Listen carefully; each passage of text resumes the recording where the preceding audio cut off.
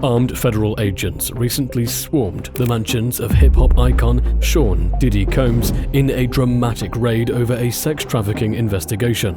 Disturbing videos featuring him alongside Justin Bieber have resurfaced on social media.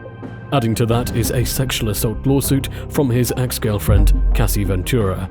And Prince Harry finds himself implicated in another recent lawsuit.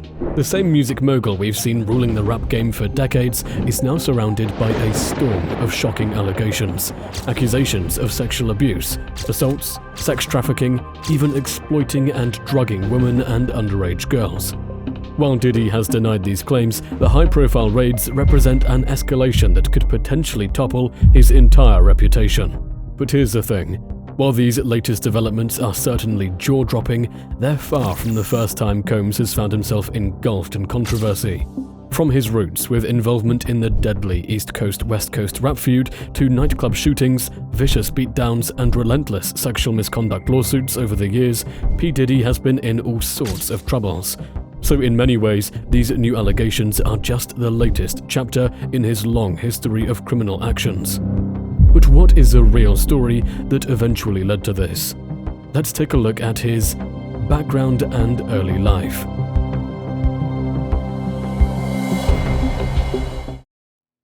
Well, Diddy's roots couldn't be more humble. He was born Sean John Combs in the Harlem neighborhood of New York City in 1969. Raised by his mum after his father, Melvin Earl Combs, was fatally shot in his car during a drug transaction after being misidentified as an informant when Diddy was just 3 years old. This left him to be raised by his mother in financially strained circumstances. The family later moved to Mount Vernon, New York, where Diddy attended a Catholic boys' school. Even as a student, his entrepreneurial spirit shone brightly. He organized parties and even started a small airport shuttle service to earn extra money. Despite these challenging early years, Diddy's ambition drove him to Howard University, where he began to study business. However, the allure of the music industry was irresistible. He left Howard to take an internship at Uptown Records, a decision that catapulted him into the heart of the music scene as a talent director. This pivotal move laid the foundation for his future success in the industry.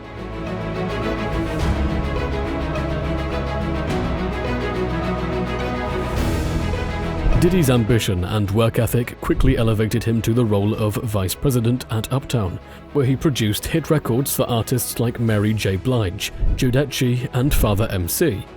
But he had even bigger dreams of running his own label and calling the shots. In 1993, at just 24 years old, Diddy took the massive risk of launching his own production company, Bad Boy Entertainment. And boy, did it pay off in a big way.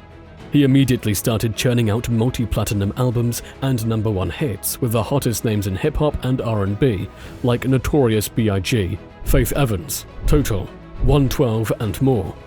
By 1997, just 4 years after its launch, Bad Boy Entertainment had already sold nearly $100 million in recordings. He even debuted under the name Puff Diddy as a rapper in the same year. His debut album, No Way Out, sold 561,000 copies in its first week of release. Diddy had arrived as one of the biggest names and talents in the entire music industry. His gritty come-up from the streets to the top of the game was the stuff of legends. But as you'll soon see, Diddy's path to superstardom and building his business empire was far from a straight line.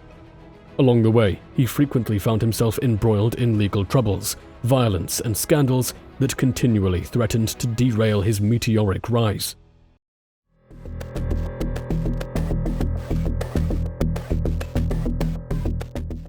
One of the biggest controversies surrounding Diddy involves the infamous East Coast versus West Coast hip-hop feud of the 1990s. As the founder of Bad Boy Records, Diddy played a central role in this violent clash between the two sides. On the East Coast side was Diddy's own label, Bad Boy, along with his close friend and rapper, the Notorious B.I.G. On the West Coast was the powerful Death Row Records, run by the infamous Suge Knight, along with their biggest star, Tupac Shakur. The rap rivalry intensified to shocking levels, with the murders of both Biggie and Tupac in 1997 leaving the world stunned. While Diddy was never directly implicated in the killings, he was entangled in the conflict that led to this tragic outcome. In fact, a former LAPD investigator even claims in a documentary that Diddy allegedly hired a Crips gang member to carry out a $1 million hit on Tupac and Suge Knight, which then prompted the retaliation killing of Biggie. Whether he was directly involved or not, there's no denying Diddy was at the very center of this volatile rap war. And this wouldn't be the last time accusations of Diddy's connections to gangs and criminal activity would arise.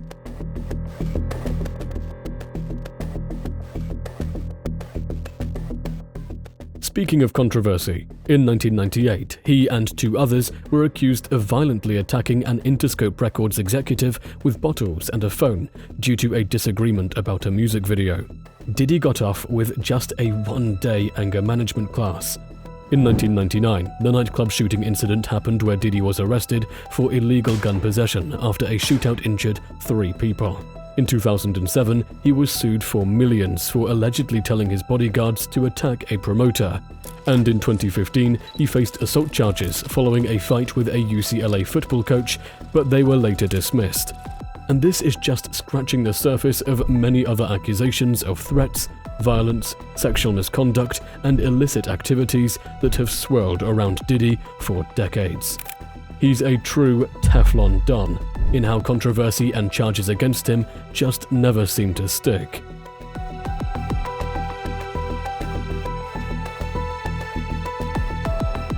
Which brings us to the most recent wave of allegations that erupted in late 2023, when Diddy's ex-girlfriend, Cassie Ventura, accused him of a decade of sexual abuse, assault, and even rape in a shocking lawsuit. In her filing, Cassie claims Diddy regularly physically abused her, forced her to have sex with other men against her will, and raped her in 2018 near the end of their relationship. She also alleges the wild claim that Diddy had rapper Kid Cudi's car blown up for showing interest in her. Now, while Cassie did quickly settle with Diddy just one day after filing the lawsuit, the floodgates had opened. Within weeks, at least 3 more women came forward to file new lawsuits, making similar claims as sexual assault, drugging, rape, and even disturbing revenge porn against Diddy.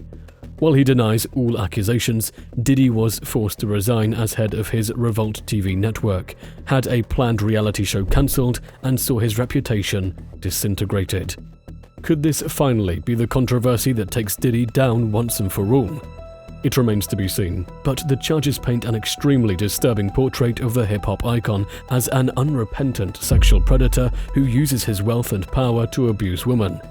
On top of all this, Diddy's ties to other huge mainstream celebrities have also raised some very unsettling questions about his behavior.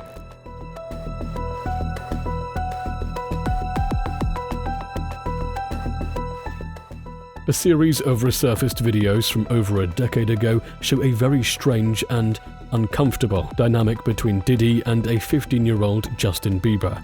In one clip, Diddy openly says he'll be spending 48 hours alone with the young Bieber, but won't disclose what they'll be doing, calling it a 15-year-old's dream. He also makes creepy references to having legal custody over Bieber, licking his lips suggestively while saying, "He's with me," about the teen pop star. Other footage shows Bieber acting extremely uncomfortable and awkward around the much older Diddy.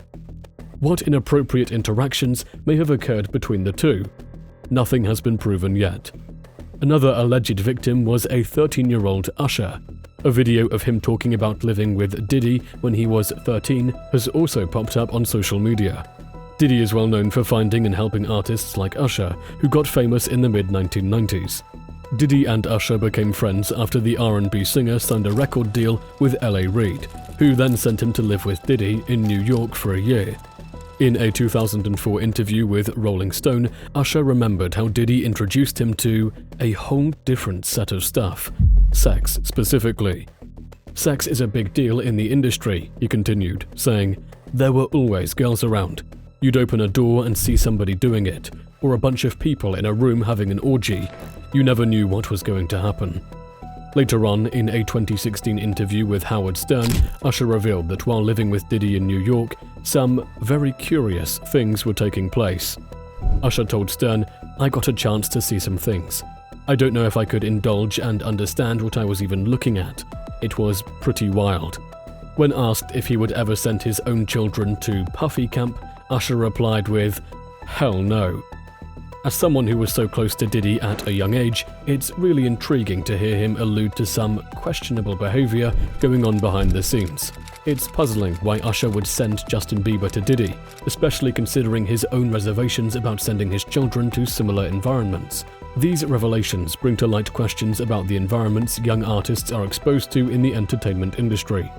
Given Usher's own reflections on his time with Diddy and his decision regarding his children, it prompts us to consider the nature of mentorship and protection offered to young talents in such high-pressure settings.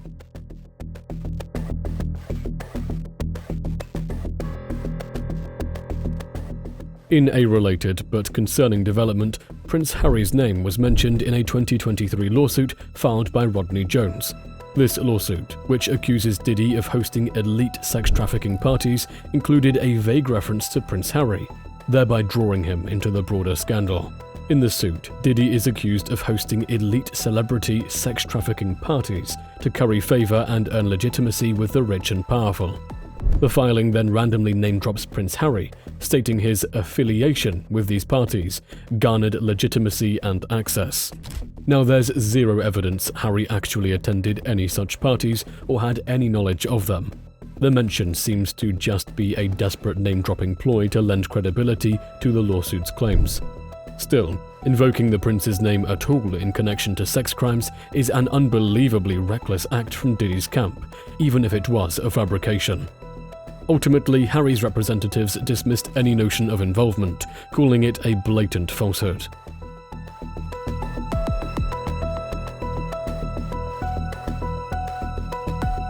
Finally, we can't discuss Diddy's history without mentioning his relationship with Jennifer Lopez in the late 90s. While J-Lo was never one of his accusers, she has made some heavily implied references to Diddy's abusive and controlling behavior during that time. In her recent Netflix documentary, Halftime, Lopez states, "There were people in my life who said, 'I love you,' and then didn't do things that were kind of in line with the word love. You have to hit rock bottom, where you're in situations so uncomfortable and so painful that you finally go, 'I don't want this anymore.' Being thrown around and manhandled like that is not fun." While she doesn't name Diddy directly, sources have confirmed she was referring to her ex and the unhealthy dynamic they had. J-Lo's quotes, whether they're for her documentary promotion or not, add to the evidence of Diddy's alleged history of mistreating women. Because, as the recent federal raids on his homes have shown, Diddy's shadowy past is finally starting to catch up with him.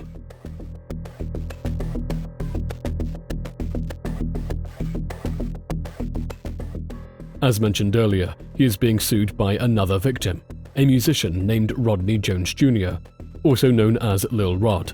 Lil Rod has made shocking accusations, alleging harassment, intimidation, and attempts to silence him by Diddy. It's claimed Diddy sent associates to threaten Lil Rod and his family, including his young daughter and her mother. The icon is even accused of spreading damaging stories about Lil Rod in the media to discredit him. These are serious claims, piling onto the legal troubles Diddy already faces. With Lil Rod's lawsuit in motion and others possibly joining, the outcome of this high-profile battle is uncertain. One thing's certain though, the gravity of these accusations is fueling public curiosity, eager to uncover any more secrets lurking in Diddy's world. Lots of officers from the Department of Homeland Security went to Sean Diddy Combs' big houses in Los Angeles and Miami. Helicopters on the news showed agents telling people in Combs' fancy Holmby Hills house to come out with their hands up. People say Combs' grown-up sons had lasers pointed at them when they came out of the LA house, but Combs himself was in Florida when this happened. Why exactly are his sons involved? Well, a new lawsuit alleges his son sexually assaulted a woman while she was working on a yacht Diddy had chartered for a trip at the end of 2022. In the suit filed in Los Angeles County Superior Court, Grace O'Marcaig alleges that Christian Combs sexually assaulted her in late December 2022. While she was working on a boat charter that had been sold as a wholesome family excursion, but turned into a hedonistic environment. So it's fair to say the sons are allegedly following in their dad's footsteps. Or are they being groomed into doing that? Agents were looking for proof at Diddy's mansions as part of a big investigation, but many details are still secret. Legal experts say this is what investigators would do if they were building a case about sex trafficking against a famous person like Diddy. Nobody got arrested at the houses, but Combs' friend Brendan Poole got arrested at a Miami airport for drug stuff at the same time as the house searches. People say Combs is being looked at closely because of claims about sex trafficking and sexual assault made by 4 women. Either way, the big, high-profile searches show that investigators have a lot of reasons to look into Diddy. They probably took important evidence that could lead to Diddy facing charges over the bad stuff he's accused of. But we'll have to wait and see if the lawyers think they have enough proof to make him guilty.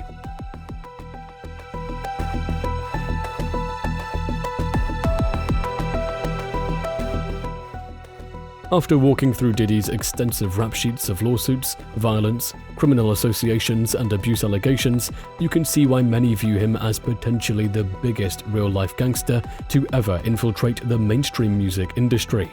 From his roots hustling on the streets of New York to the dramatic escalation of the East versus West Coast feud he was entangled in, to the shootings and frequent attacks he's been connected to, Diddy certainly embraced a gangster persona and mindset early on in his career.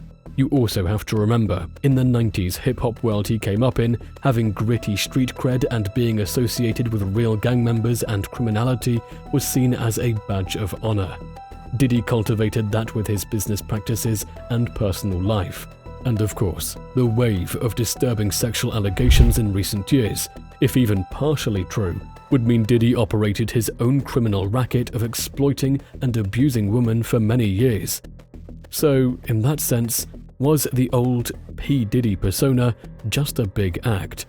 Like showing off as a music boss who does anything to succeed, even breaking the law? Decide for yourselves. You cannot deny that Diddy's journey from humble beginnings to building an entertainment empire is truly remarkable from a business perspective. Just a huge shame if the avalanche of allegations is true, which, from looking at his history, might be.